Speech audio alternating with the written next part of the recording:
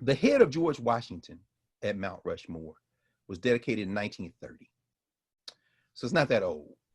But the guy who sculpted it, the guy whose vision was for Mount Rushmore, a guy named Gottlob Borglum, Borglum, Borglum.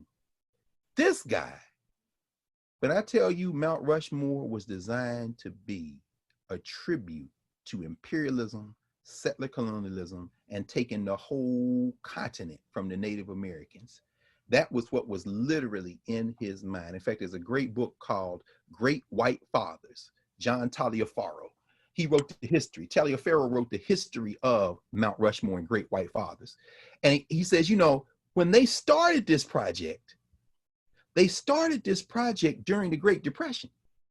The Depression hit shortly thereafter. And so the idea was it gave people inspiration. People contributed money.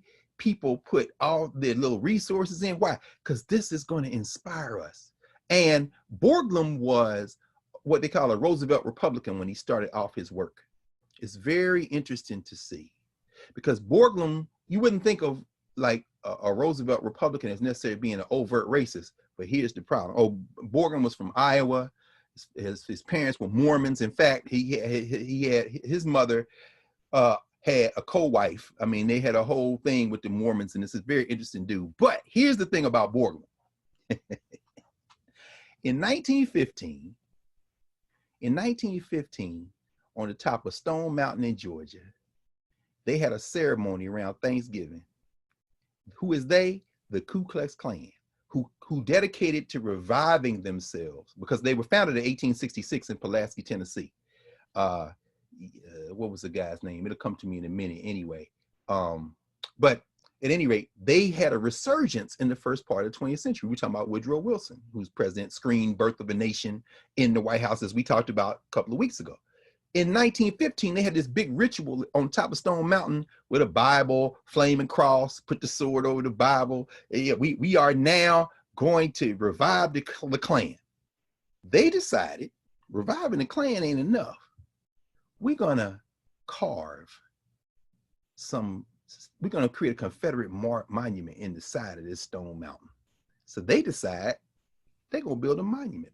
It's going to be the biggest monument in America, maybe the biggest in the world. It is still, to this day, the largest bas relief carving in the world. And who did they go get? Who did they contract with? In fact, now this one right here. This is the history of the United Daughters of the Confederacy. That's volume 1 and volume 2. That's the Centennial edition. I got the older edition too, but I use the Centennial edition. Here's volume 3, take it from 1956 to 1986. If you want to know the fingerprints behind all these monuments, all these medals, all this Confederate propaganda around the country, get these 2 volumes. Why? Because these are the women who are responsible for them statues, for all that stuff. And in these volumes, they tell on themselves. So at any rate, the United Daughters of the Confederacy approach who? Gottlob Borglum. And they say, man, we heard you're a great sculptor. What you think about this? We want to make Confederate monument on the side of Stone Mountain, Georgia. Can you help us? Borglum sketches out a vision of Robert E. Lee, Stonewall Jackson, Jefferson Davis, several other major Confederate leaders and generals, leading full on horses, leading thousands of other Confederates across Stone Mountain in this parade of history that they then put on the side of the mountain. The United Daughters of the Confederacy gonna raise this money now. And what do they say? We love it. We love it. Do it. So Borglum starts work on what we now know as Stone Mountain, Georgia. The Klan started raising money. The UDC is raising money. But then he takes a call around 1925 from the people at Mount Rushmore. The guy's good. So he says, we'd like to, what you think about a Mount Rushmore monument? Now, mind you, this guy been working with the Confederacy, the United Dollars of Confederacy, Klan support to build this Confederate monument in Georgia. They call him from South Dakota, and he says, yeah, I could do that. This is what I would do. I would have George Washington. I would have Thomas Jefferson, Abraham Lincoln, Teddy Roosevelt, because I like Roosevelt. And we would have them full-bodied. And then we would also then have a hall where we would put all the great people in American history who represent the march of America across the continent as we get rid of these savages and create. And so the people at Mount Rushmore are like, oh, that's a good idea. Okay, so let's start. The Klan finds out. February 1925, they fire Borglum. Borglum is fired from working on Stone Mountain and goes to Mount Rushmore. And what we see there today is the vision of Gottlob Borglum, a racist. Because then after they get rid of Borglum, this is how crazy this stuff is. This is how crazy it is. After they get rid of Borglum, what do the UDC and them go out and do? They hire another sculptor, Henry Augustus Lukeman. Lukeman comes from a Jewish background. What does Borglum say? Borglum says, it's a Jew. See, they're not serious. Because Borglum's a racist. He racist against the Jews too. The Catholics, the Jews, everybody. He like, see, they're not serious. They got it. But it takes them, they have a 40-year hiatus before they bring in Walker Kirkland Hancock. Hancock comes in the 60s and finishes. Now they've shrunk down Borglum's vision. In fact, after they fire Borglum, they wipe his work off the mountain and start again, except they're starting from his vision, but they just shrunk it down. So you ever see Stone Mountain, you still see those generals there with their torsos and everything, but it ain't the thousands of people around them, but it's still lined up the way that Borglum had envisioned it.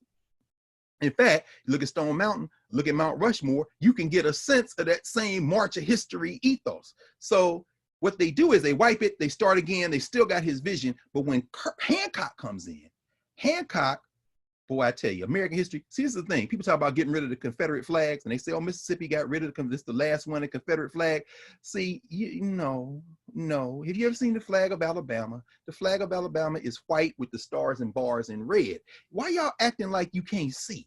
Do you understand? The flag of my home state, Tennessee, that's a flag that's red with three white stars in the middle of a blue field. They took the Confederate flag and adapted the colors and shapes to all their flags. The only one that don't riff on that really is, ironically, the first state to secede from the Union, South Carolina. Theirs is blue with a palmetto and a crescent moon. But them other flags, them red, white, and blue flags, yeah, like the American flag, which is why when you look at Mount Rushmore, understand that the underlying cultural ethos of Mount Rushmore is the same ethos as Stone Mountain, Georgia, the Confederate monument, because they both are grounded in the idea that the white race is superior. That's why Tagliaferro named his book Great White Fathers. So when we talk about that, and so what happens is they give it over to Hancock. This is Stone Mountain now. He's in the 60s. Hancock was one of, remember that movie with George Clooney and John Goodman, when they went over in World War II to get the treasures from the Nazis, Monuments Men. Glorious Bastard? No, Inglourious Bastards was one too. That's where Quentin Tarantino, who loves rewriting history, right, as if that stuff was real. Yeah, no, Brad Pitt was in that one, but this is the one with John Goodman. Yeah, it's called Monuments Men. Yes. Monuments Men. Remember that? And they're heroes because they're going to save the the treasures that the Nazis stole from the Jews and everybody else in Europe. And so they're over there. The Americans send them over there to document all the stuff that's been stolen. And in fact, Black people need Monuments Men too now, because the big thing now with continental Africans. Yeah, African and the freaking Sotheby's and Christie's or God, the British are like, yeah, you can borrow the stuff we stole from you, or we'll you can, right. Once you create a museum that meets our standards, right? That's some. I mean, come on. In fact, the brother Chike, the art historian, I was reading something in the New York Times last week. On my show a couple of weeks ago. Oh, you had him? I gotta go back and find it. Yeah. I'm gonna post that video. Yeah. Please do, and y'all watch that, please, because he was hot and righteously so in the paper. How y'all gonna tell me that, because they just sold this thing, the French dude, right?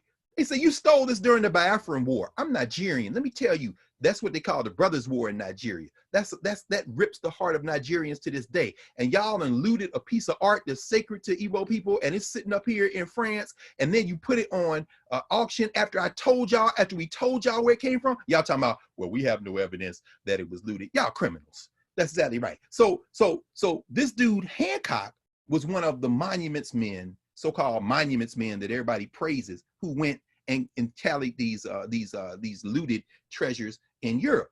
He's also the guy that finished Stone Mountain, Georgia, the Confederate monument, known as the Confederate monument. But here's the thing that, let me see, is this the one? Yeah, this is 56 to 86.